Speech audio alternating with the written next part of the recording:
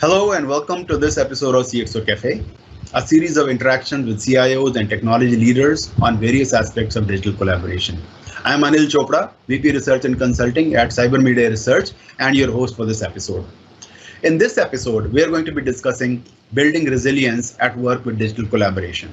Now, business resilience and disaster recovery plans have usually revolved around data backup, recovery, and ensuring that the business is functional again as quickly as possible after a natural disaster.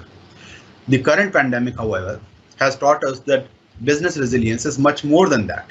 It is actually also about ensuring continuity in communication and collaboration amongst employees so that in the absence of face-to-face physical meetings, they're able to collaborate with each other, their customers, partners, beyond using basic email and phone calls. In other words, business resilience also requires integrating digital collaboration into your entire BCP plan. So we will discuss all this and many other aspects of how do you really ensure business resilience, with digital collaboration. And for that, we have with us Harnath Babu, CIO, KPMG India. KPMG need no introduction. It is one of the world's leading professional services firms, providing innovative business solutions and audit, tax, and advisory services to many of the world's largest and most prestigious organizations. Harnath is a digital transformation strategist with over 20 years of influential leadership with insurance majors and consulting firms. He has executed many large-scale transformation projects and built a reputation for thought leadership in driving innovation, integration, AI analytics, enterprise mobility, green IT, and cloud computing. He has received widespread industry recognition and won over 50 prestigious awards and honors for his achievements. Welcome to CXO Cafe, Harnath. Thank you, Anil. Good to be here. Harnath, this pandemic has actually put everyone in a tight spot. Probably this is, once this is over, we'll all have a few things to tell our future generations about how we survived through such a major catastrophe. In fact, we've all learned to become experts at doing things virtually now. So tell us the most interesting technology related incident that happened with you during this pandemic and how did you go about solving it? So Anil, I think more than incident, I would definitely want to share my experience on how we dealt with the whole COVID situation, right? So the outbreak of COVID worldwide obviously has shaken many organizations globally. While most of the organizations are preparing to be future ready from a digital perspective, I think we were also on the same journey. We were trying to obviously take steps which are more required from being ready for the future, using mobile mobility, connectivity, better connectivity, cognitive technologies and tools. But I think the whole COVID-19 episode has accelerated the whole transformation journey for us as well, right? It has really pushed us or many other organizations to go completely digital, right? From a remote working capability or cloud adoption, initiatives. All of that kind of took a lot of priority for us as well, right? As Satya Nadella said, whatever we have seen in last 2 months would have been a 2-year journey from a digital transformation perspective. So within KPMG specifically, I think we took this opportunity to not only transform ourselves from a professional services firm to a leading professional services firm, utilizing technology, leveraging technology, and also with whatever investments we had done in the past from enabling the firm, we moved 27,000 people in one day, right? Practically one day to remote working, situation. Not only this, we also enabled the firm to seamlessly access, and I'm saying firm, the employees to seamlessly access the, let's say, the data center, the cloud capabilities from remote without any disruption, right? So I think that's the kind of flexibility that we kind of gave to our people. We were when the whole lockdown situation happened. We were in the peak audit and compliances period, right? So I think it was somewhere in the month of March, April, and that's when most of the audit business also kind of is on the peak.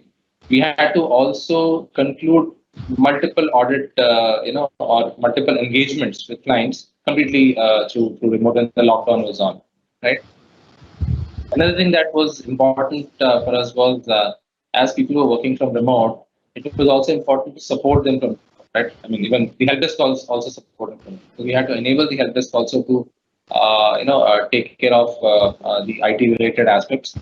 There are great examples in the firm where people move completely to their hometowns, right, with very limited connectivity, despite that they were able to support the firm, right. I think some of those learnings, obviously, I don't think we'll ever again experience in future, right.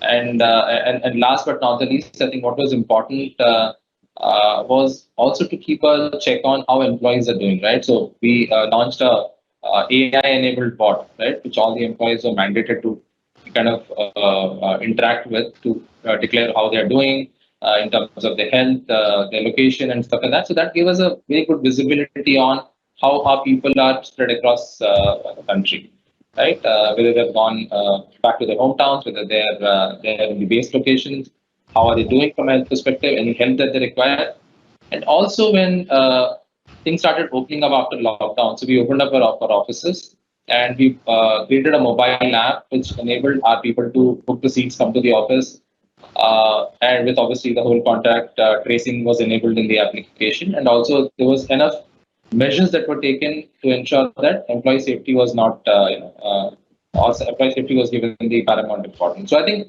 some of these initiatives, and there's a lot that has gone in last 1 year. So I think quite a lot to cover, but I would say it's been a great journey, a lot of learnings, a lot of innovation that we kind of have driven in last 1 year, and not limited to this, we have also gone ahead in terms of various automations and sharing these experiences with the clients, right? Many of our clients are, they had difficulties, right? And with such a large workforce by ourselves, the best practices we carried that to our clients and help them actually transform them as well. So that's a great experience. Thanks, Arnath. I think awesome to hear all the initiatives that you have taken and all the learnings. I'm sure we will talk about the learnings more as we in this discussion later as well. We'd love to hear about some of your learnings as well. Now, one thing definitely is for sure that the pandemic has caused the entire world to go virtual overnight, as you were just saying, and forcing us to change our work routines and get accustomed to the virtual way of working. So, but now, what does a typical day look like for you now as compared to the pre-pandemic days? How has it really changed? So, Anil, it's a very interesting question, right? So, I think they're two different worlds to my mind, right? Pre-pandemic days were completely different, right? I mean, I can still remember going to the office, and you would find a large number of colleagues sitting on the same floor. Meeting rooms would be jam-packed, right? I mean, you would have difficulty finding the rooms, right? And you could simply walk up to a team member or walk up to a colleague and have a discussion and conclude this, right? Now it's not there anymore. I mean, the same scenario is not there. At least we haven't seen for more than 1 year now. The simplest way of reaching a colleague, wherever he or she is sitting, is just simply press a button and you have reached to the colleague, right? We've been using Microsoft Teams for some time now, and the whole idea of collaboration obviously has changed, right? Earlier, the applications were hosted on-premise, right? Typically, the data center would have most of the applications. In the last 1 year, we have also moved many of them to the cloud.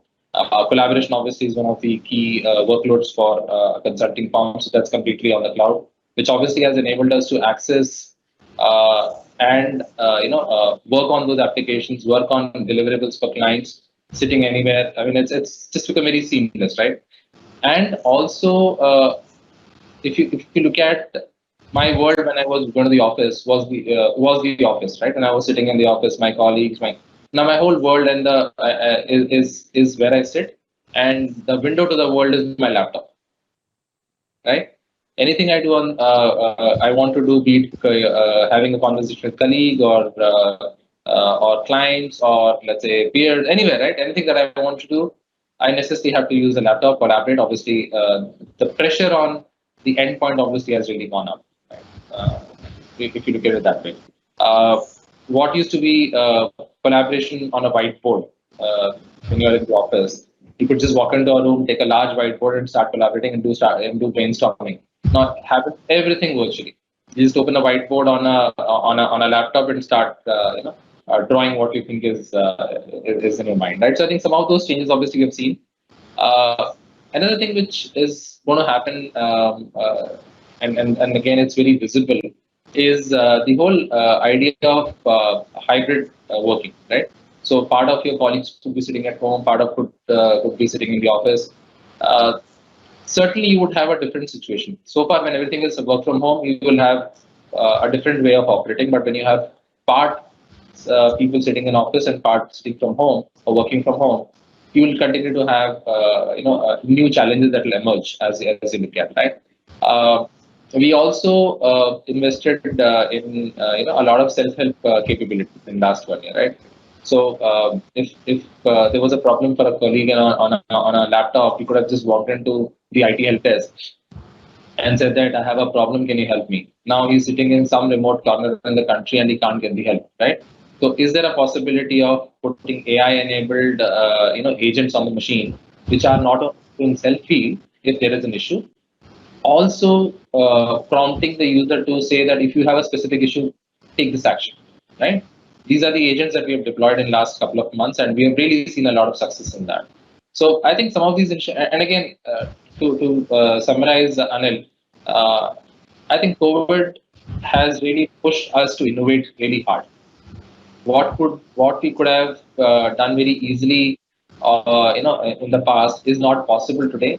And if I have to go back to the same model, I don't think so. I'm ready for going back to the same model for working, right? I'm far ahead in terms of adoption of technology and leveraging technology to do a lot more and be more productive, comparison to the past.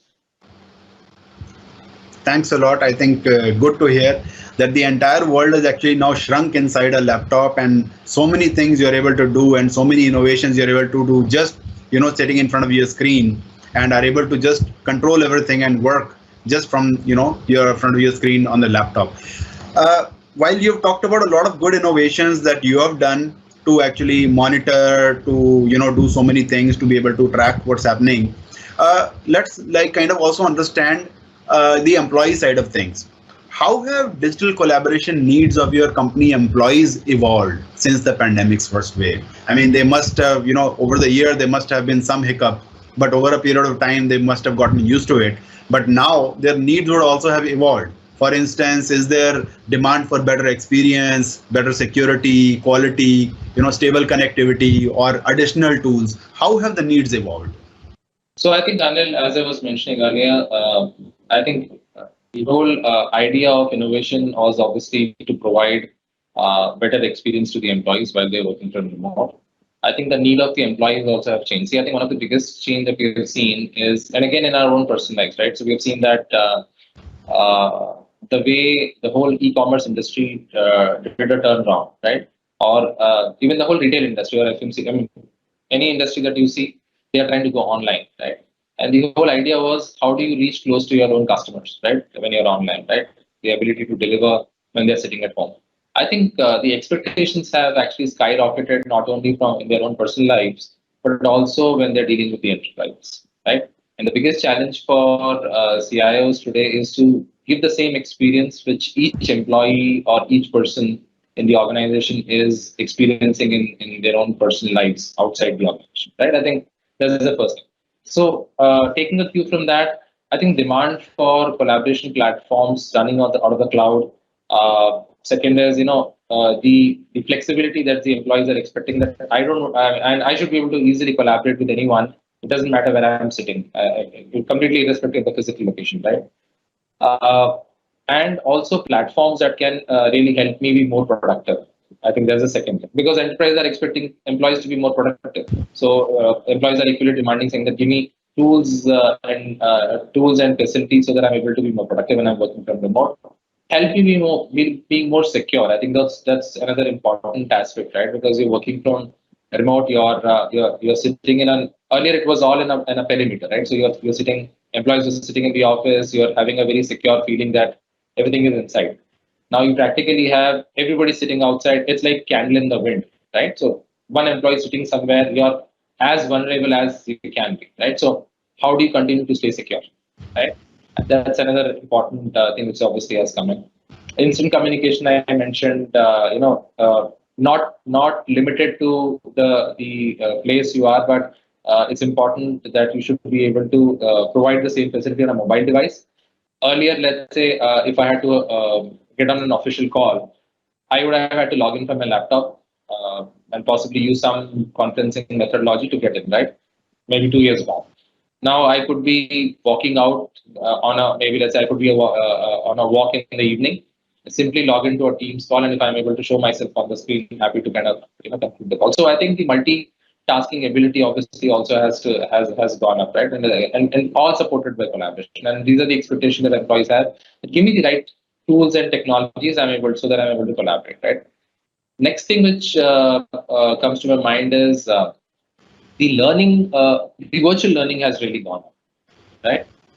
In comparison to the earlier days, if you had to train employees, you had to actually either fly them to a location, or at least until 2 years back, you would have had those physical, let's say, training rooms, right?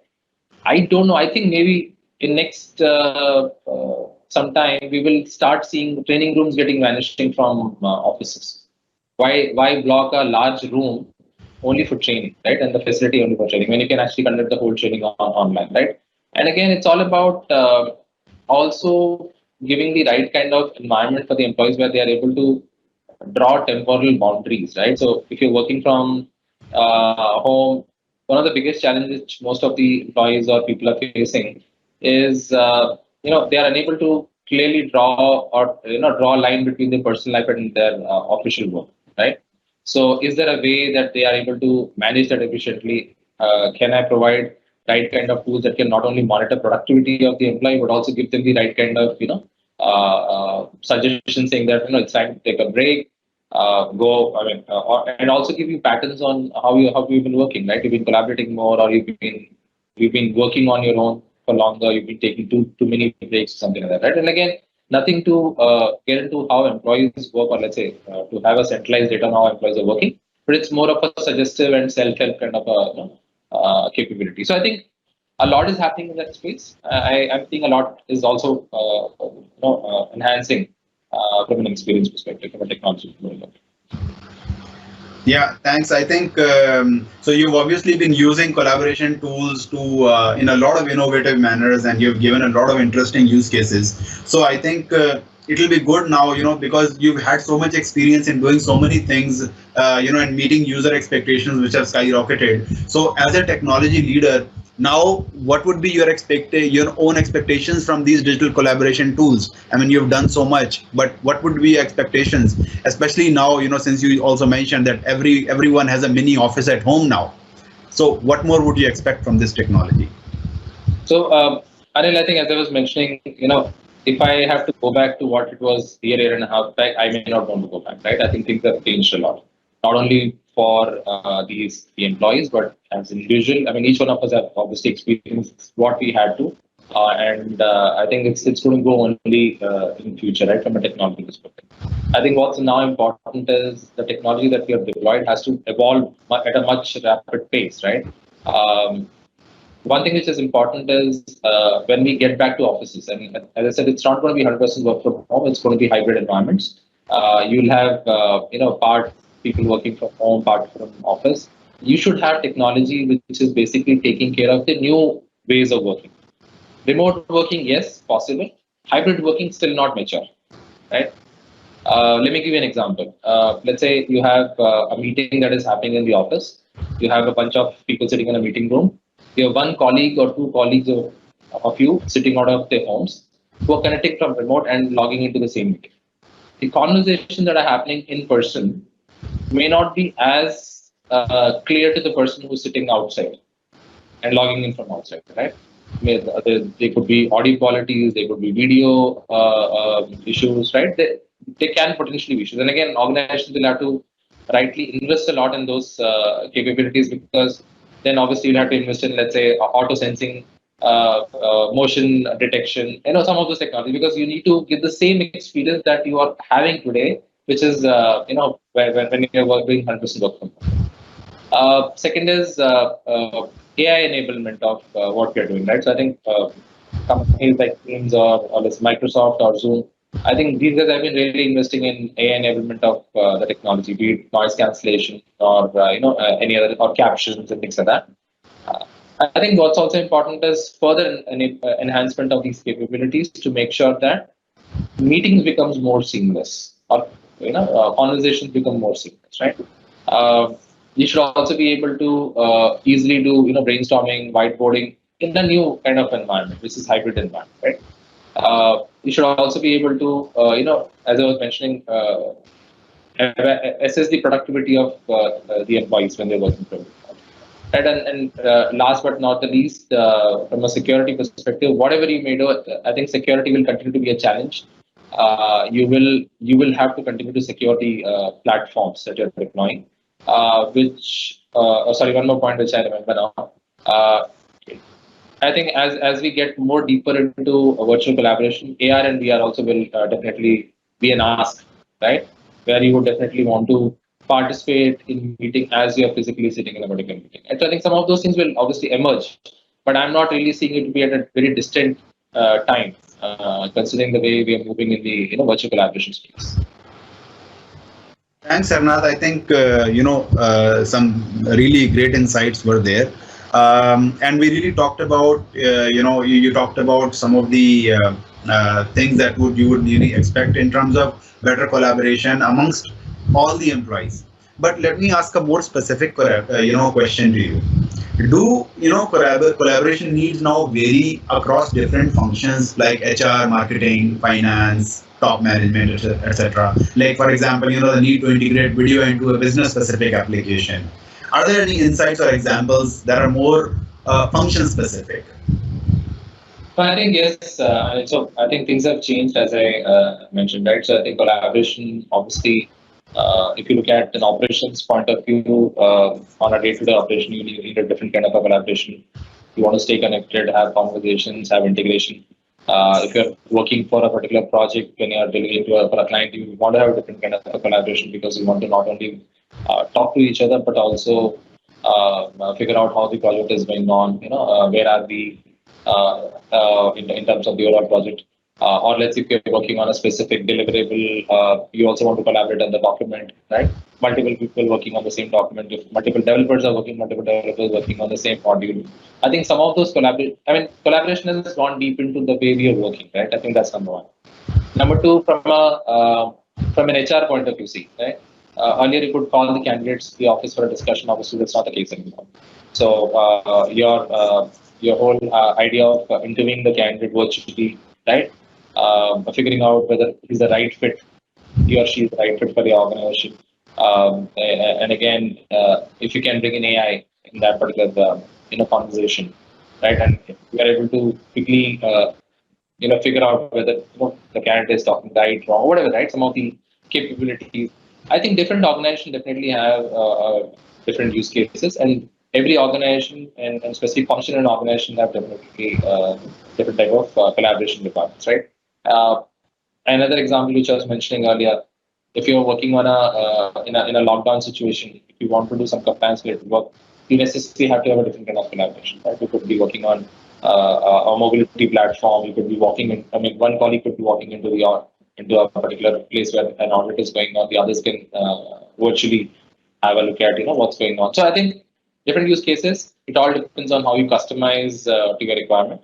But certainly, I think this is going to get more complex as the type of devices will change, as the preferences of collaboration tools also changes, right? So I may be working with a client who may not want to work on Teams, possibly, right? So I'll have to also adjust to that kind of requirements. So I think it's a changing time. It's a changing technology, evolving technology, and to my mind, it'll kind of get customized to what each functions need. So. Okay, thanks. You've worked on so many different technologies and you implemented so many different innovations. And you did briefly mention earlier, some of the learnings. Can we have, now that you've had so much experience with so many different technologies, what are some of the key learnings, your own key learnings for ensuring business continuity and resilience with the help of these digital collaboration tools? Some few key learnings that you could share. So I think, Anil, one thing I would want to say, how much prepared you are, it's not enough. That's the first learning, right? So when the crisis strikes, business continuity plans fail, but it all depends on how much you're focused in terms of being future ready. I think that's number one, right? I think what's important is always staying in touch with the ground, right, as a leader, right? And I'm saying on the ground, you need to know the realities of what's happening and continue to take decisions which are more important, right? Third thing which is important is you need to have the right tools, related to my earlier point, but also right skill sets that are required. When you're moving into a different situation, right? It's a new situation that you need to deal with. If you have a team which is able to work with you, is able to share the same vision, has the right skill sets, right? The journey is not different, right? Uh, I think another important point is it's about giving that empowerment to your employees, right? Your people, so that they're able to take decisions, they're able to collaborate. It's about putting in that trust, right? I mean, you can't say that now employee is working from remote. I don't know whether he's working or not. That doesn't work. I mean, in our environment, we believe that our people are working in the interest of the firm, and we trust our people. I think what's more important, and that's where we have seen our productivity has gone multifolds up, right? Because people have really, leveraged the technology that's been given to them and given the best from from their capability perspective, right? It's about providing them the right tools so that they're able to collaborate, they're able to deliver, right? And what's important, and last not but the least, is you have to continue to progressively think on what happens next, right? Because as a business, you need to move forward and deal with the situation, but also continue to open a clear communication channel with the employees. Stay in touch with them. See, in a situation or a crisis situation, like it's very human that you would always look up to somebody whom you think is, let's say a senior or a person who is elder to you or something like that, right? And in an enterprise environment and an organization, the only person is a leader for a team.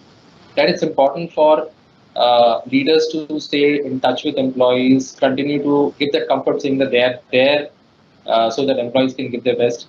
I think these are some of the learnings that I would say I've had, and it's not about technology, but it's about a lot around human, angle as well, right? So that's what I can share on this.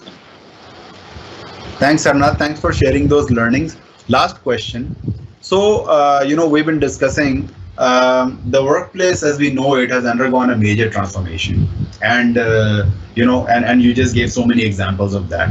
So, moving forward, what changes do you think are going to be permanent in the workplace, and what is temporary? So, Anil, I think this episode of COVID-19 obviously has accelerated the disruption. I think we've discussed about that. I think what's going to remain as I would say, I won't say it's a residual, but I think it's going to change it's tangentially shifted us to a different direction, right? So we will continue to leverage collaboration platforms for seamless interaction with employees and other key stakeholders. Cloud will continue to stay or remain at the at the center stage, because now we are having this conversation because we have a cloud technology supporting us. We will have edge computing, obviously, that will continue to take charge, because when the pandemic hit, many of the manufacturing organizations, they had to kind of shut the shop for some time, and only lesson that they learned was, what if I bring in automation there and I'm able to run my factory from remote? Is there a possibility, right?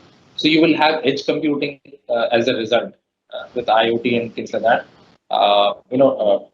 Changing the way manufacturing works. Obviously, Industry 4.0, it's a different subject altogether. Hybrid work environments are going to be here. It's not going to be completely remote. It's not going to be completely back to offices. It's going to be hybrid. And we've spoken about some of the challenges that are going to be there from a hybrid perspective. Automation, as I was mentioning, IoT as an example, I've kind of took, but automation is going to be very critical because while human is the most important element, human is also the weakest element, right? unavailability of humans can also have a disruption. So how do you bring in more and more automation, bring in robotics, robotic process automation, bring in AI, which also will make sure that business continues to work, right? I think that will remain, right? And I think what's going to be the most important thing is security, right? As we digitize more, as we digitalize more, right? We will continue to be more vulnerable in future, and from a security point of view, if you don't secure your assets, you can be into a bigger problem, right? So I think that's one of the highest priorities that most of the organizations will look at, right? I still remember having a conversation with some CISOs, right? A couple of months back, somebody said, I was never invited to a board meeting, but in the past, but in last 6 months, I was invited thrice into a board meeting talking about the cybersecurity strategy. So I think that's the awareness that most of the organizations are, looking at. So security will definitely become one of the paramount importance to most of the organizations. Thank you, Harnath, for sharing all those insights. I think it has been a real pleasure to chat with you. You've shared so many great examples of using technology, collaboration technology, and the entire human angle. So thank you so much for sharing those insights. Thank you, Anu. Pleasure is mine. Well, that's all we have for you today. We hope you enjoyed watching this episode of CXO Cafe and found the interaction interesting and useful. We'll be back again soon with more interesting chats around other aspects of digital collaboration. So stay tuned. Till then, goodbye, stay safe and healthy, and keep watching CXO Cafe. Thank you.